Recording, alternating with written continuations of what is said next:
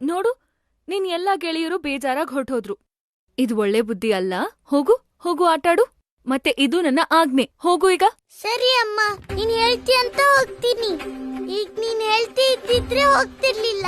ನೀನೇನ್ ಹೇಳ್ತೀಯೋ ನಾನು ಅದನ್ನೇ ಮಾಡ್ತೀನಿ. ನನ್ಗನ್ಸಿದ್ದೇನು ಮಾಡೋದೇ ಇಲ್ಲ, ಮಾಡೋದೇ ಇಲ್ಲ, ಮಾಡೋದೇ ಇಲ್ಲ, ಮಾಡೋದೇ ಇಲ್ಲ, ಮಾಡೋದೇ ಇಲ್ಲ. ಮಾಡ್ಬೇಡ. ಈಗ ನೀನ್ ಆಡೋಕ್ ಹೋಗು. ಹೋಗು. ಮತ್ತೆ ನೀನು ಆಟ ಮುಗಿಸ್ ಬರ್ತೀಯಲ್ಲ, ಆಗ ನಿನ್ಗೋಸ್ಕರ ಬೇಕಾದಷ್ಟು ಬೆಣ್ಣೆ ಮಾಡ್ತೀನಿ. ಆಯ್ತು ಅಮ್ಮ. ಅಣ್ಣ, ರಾಧೆ ನಿಂತ್ಕೊಳ್ಳಿ. ಅಮ್ಮ ನನ್ಗೆ ಒಪ್ಪಿಗೆ ಕೊಟ್ಟಾಯ್ತು.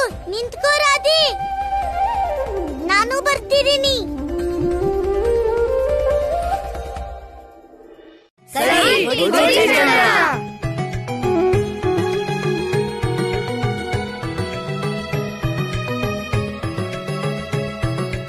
ಸುಮ್ನೆ ಯಾಕೆ ನಿಂತಿದ್ಯಾ ಕೃಷ್ಣ?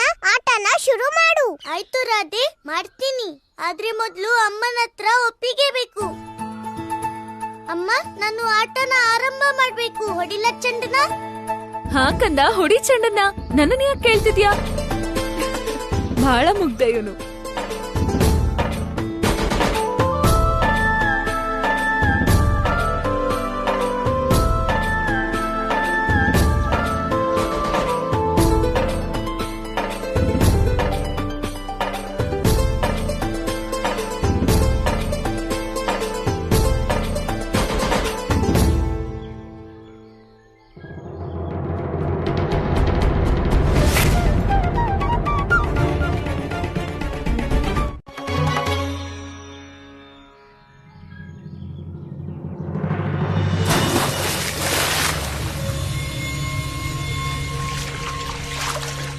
ಕೃಷ್ಣ ನದಿಗೆ ಹಾರ್ಬಿಟ್ಟ. ಕೃಷ್ಣ, ಕೃಷ್ಣ,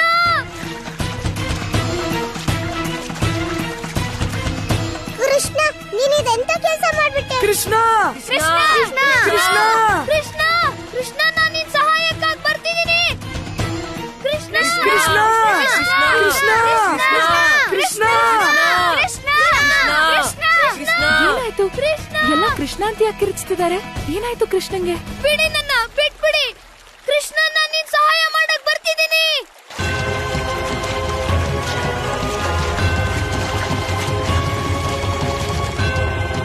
ಹೋಗ್ ನೋಡ್ಲೇಬೇಕು. ಕೃಷ್ಣ, ಕಂದ,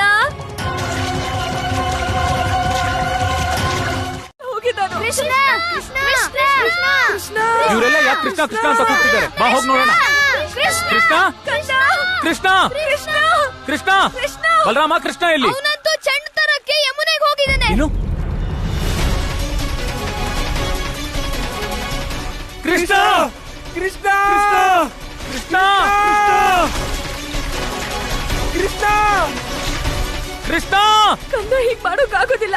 ಅವನು ಇಲ್ಲಿಗೆ ಬರಲ್ಲ ಅಂತ ಮಾತು ಕೊಟ್ಟಿದ್ದ. ನಾನಿರೋ ತನಕ ಅವ್ನಿಗೇನು ಆಗಲ್ಲ.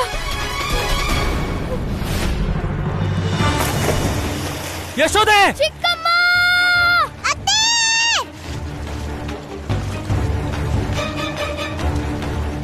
ಯಶೋದೆ, ಯಶೋದೆ, ನಂದ್ರಾಣಿ, ಯಶೋದೆ, ಯಶೋದೆ,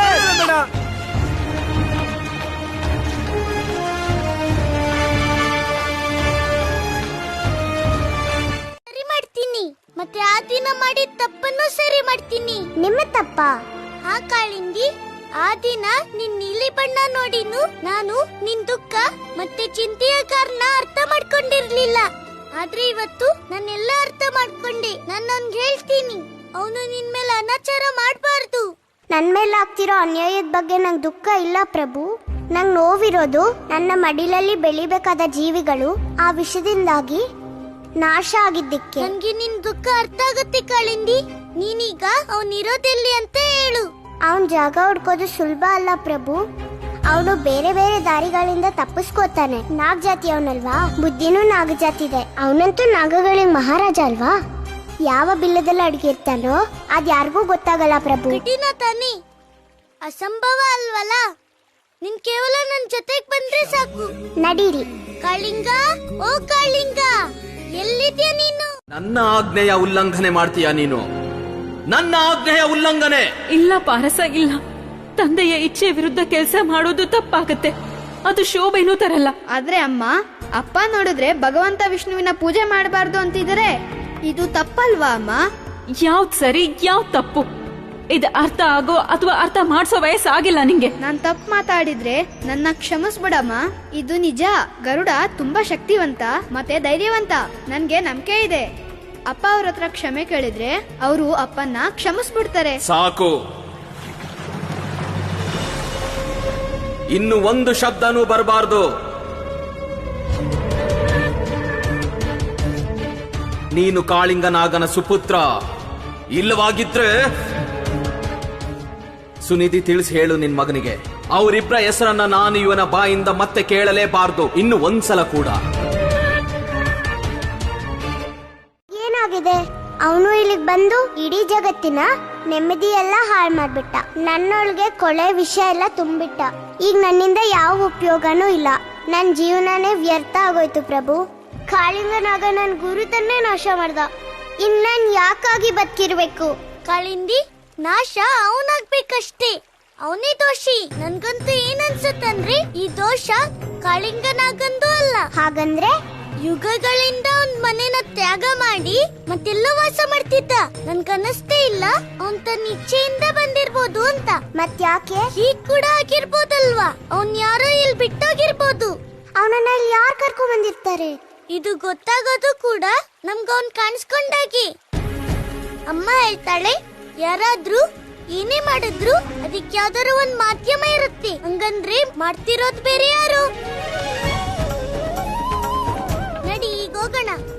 ಕಾಳಿಂಗ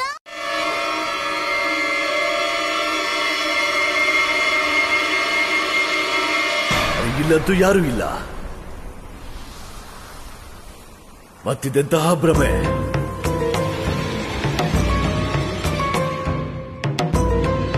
ಇದು ಅವಂಚಕನ ಮಾಯೆ ಎಲ್ಲ ತಾನೆ? ಇಲ್ಲ ಇಲ್ಲ, ಇಷ್ಟೆಲ್ಲ ಹಿಮದ ಕಾರಣ ನನಗೆ ದಿಗ್ಭ್ರಮೆಯಾಗಿರಬೇಕು. ಅದಕ್ಕಾಗಿಯೇ ಸರಿಯಾದ ಸ್ಥಾನಕ್ಕೆ ತಲುಪಲಿಲ್ಲ.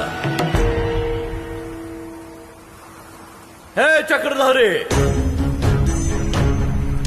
ಎಲ್ಲಿಯೇ ಇದ್ದರೂ ನೀನು ತಪ್ಪಿಸಿಕೊಳ್ಳಲಾರೆ. ಸೃಷ್ಟಿಯ ಅಂತಿಮ ಸೀಮೆಯವರೆಗೂ ಹುಡುಕುತ್ತೇನೆ ನಿನ್ನನ್ನು.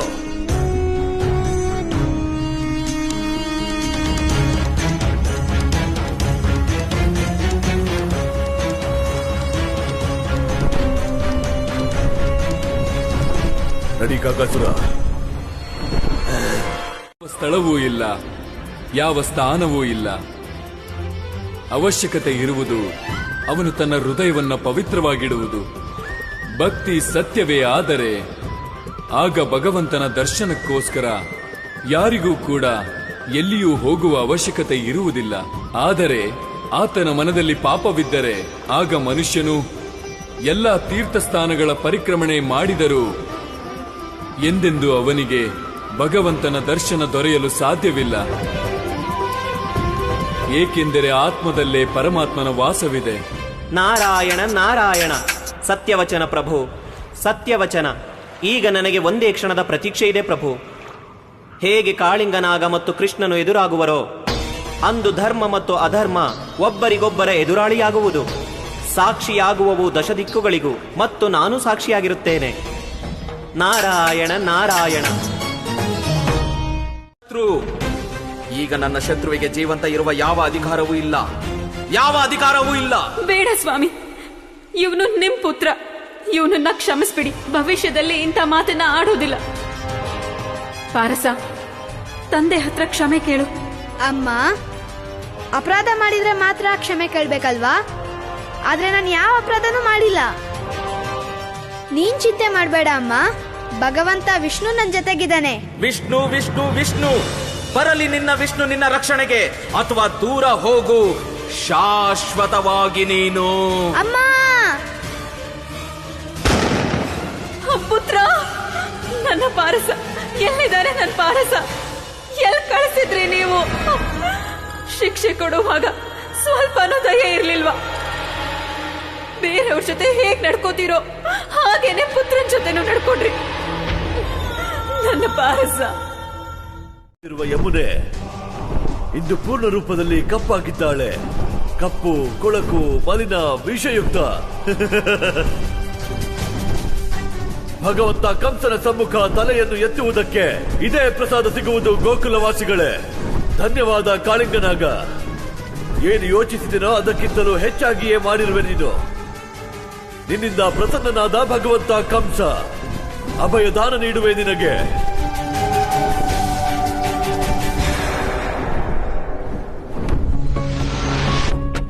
ಆದರೆ ನದಿಯ ಅತ್ತಲಿರುವ ಆಕೃತಿ ಏನು? ಗಾಳಿಯು ಮಲಿನ ವಿಷದ ಜಲದಲ್ಲಿ ಆಕೃತಿ ಇಷ್ಟೊಂದು ಸ್ಪಷ್ಟ. ನಾನು ತಿಳಿದುಕೊಳ್ಳಲೇಬೇಕು. ಹೋಗು ಕಾಕಾಸುರ.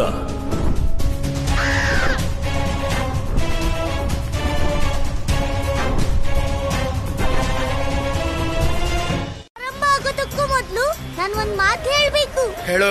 ಈ ಯುದ್ಧಕ್ಕೆ ಕೇವಲ ಒಂದೇ ನಿಯಮ ಇರುತ್ತೆ. ಈ ಯುದ್ಧ ನಿಯಮದ ಬಂಧನದಿಂದ ಮುಕ್ತವಾಗಿರುತ್ತೆ. ಇದಿನ್ನೂ ಒಳ್ಳೇದೇ ಆಯ್ತು. ನನಗೆ ಒಪ್ಪಿಗೆ ಇದೆ. ಹಾಗಿದ್ರೆ ಈ ಯುದ್ಧ ಮಾಡೋಣ. ನಡಿ.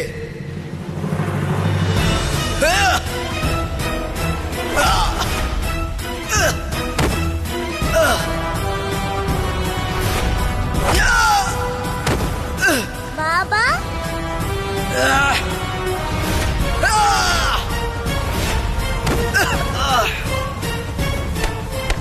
ಬಾಬಾ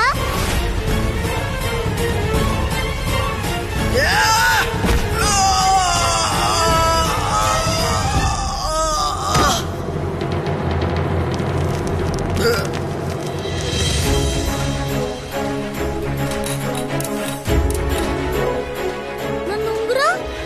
ಅಮ್ಮ ಯಾರು ಒಂದ್ ಸಹಾಯ ಮಾಡೋಕೆ ಅಂತ ಹೋಗಿಲ್ಲ. ಹೇಗ್ ಬರ್ತಾನೆ? ಎಲ್ಲ ನಿಮ್ಮಿಂದಾನೇ ಆಗಿರೋದು. ನೀವೆಲ್ರೂ ನಿಮ್ಮ ಸ್ವಾರ್ಥಕ್ಕೋಸ್ಕರ ನನ್ನ ಕಂದನ್ನ ದೊಡ್ಡವನಾಗಿಸ್ಬಿಟ್ರಿ. ಅವನನ್ನ ದೇವ್ರ ಮಾಡ್ಬಿಟ್ರಿ. ಯಾರು ಅವನ ಬಗ್ಗೆ ಯೋಚನೆ ಮಾಡ್ಲಿಲ್ಲ. ಯಾರು ಇದನ್ನು ಯೋಚಿಸ್ಲಿಲ್ಲ. ಆ ಸಣ್ಣ ಬಾಲಕ ಹೇಗ್ ಮಾಡೋಕ್ ಸಾಧ್ಯ ಅಂತ ಯಾರು ಅವನ್ ವಯಸ್ಸನ್ನು ನೋಡ್ಲಿಲ್ಲ. ನನ್ ಕಂದ. ಯಶೋದೆ ಕಣ್ಬಿಡು. ಯಶೋದೆ ಕಣ್ಬಿಡು. ಯಶೋದೆ ಮತ್ತೆ ಪ್ರಜ್ಞೆ ತಪ್ಪಿದರೆ ಅಂದ್ರೆ ದೊಡ್ಡ ಆಘಾತ ಆಗಿದೆ ನಂದರಾಜ. ಪದೇ ಪದೇ ಯಶೋದೆ ಮೂರ್ಛೆ ಹೋಗ್ತಿರೋದು ಅವಳ ಜೀವಕ್ಕೆ ಅಪಾಯ ಆಗ್ತಿರೋದ್ರ ಸಂಕೇತ. ಯಶೋದೆ ಜೀವನ ಕಾಪಾಡಬೇಕು ಅಂದ್ರೆ ನಾನು ಕೃಷ್ಣನ ಹೇಗಾದ್ರೂ ಕಷ್ಟಪಟ್ಟು ವಾಪಸ್ ಕರ್ಕೊಂಡು ಬರಲೇಬೇಕು. ಇಲ್ಲ ಅವನ ನಿರ್ಧಾರದ ಮೇಲೆ. ಅದ್ಕಾಗೆ ಹೇಳೋದು ನನ್ನ ಮಿತ್ರ ಕಾಳಿಂಗಾನೇ ಸಮಸ್ತ ಜಗತ್ತಿಗೆಲ್ಲ ಕಾಲ ಅಂತ. ಮಿತ್ರ, ನಾನ್ ನಿನಗೆ ಒಂದು ಜವಾಬ್ದಾರಿ ಕೊಡ್ಬೇಕನ್ಕೊಂಡಿದ್ದೀನಿ. ಖಂಡಿತ ಕೊಡು. ಹೇಳು, ಏನ್ ಮಾಡ್ಬೇಕು ನಾನು? ನನ್ನ ಮಗ ನಾಗವಂಶದ ವಂಶಜ. ನಂಗ್ ಬೇಕಾಗಿದ್ದು ನೀನು ಅವನ ಮನಸ್ಸಿಂದ ವಿಷ್ಣುವಿನ ಭಕ್ತಿನ ಸಮಾಪ್ತಿ ಮಾಡ್ಬಿಡು. ಯಾವುದೇ ರೀತಿ, ಯಾವುದೇ ವಿಧಾನದಿಂದ. ಆದ್ರೆ ಅವನು ಕಾಳಿಂಗ ನಾಗನ ಮಗ ಅಂತ ಯೋಚಿಸ್ಬೇಡ. ನನಗಿಷ್ಟ ಇಲ್ಲ ಅವನು ನಾಗಲೋಕಕ್ಕೆ ಕಳಂಕ ಅನ್ಸ್ಕೊಳ್ಳೋದು. ಇಲ್ಲ, ಅವನು ನಾಗಲೋಕದ ಕಳಂಕ ಅಂತ ಯಾವತ್ತೂ ಅನಿಸ್ಕೊಳ್ಳೋದಿಲ್ಲ. ಅವನು ವಿಷ್ಣುವಿನ ಘೋರ ಶತ್ರು ಆಗ್ತಾನೆ. ಆಗ್ಬೇಕು. ಮಿತ್ರ, ಹೊರಡ್ತೀನಿ. ಹೋಗಿ ಬಾ.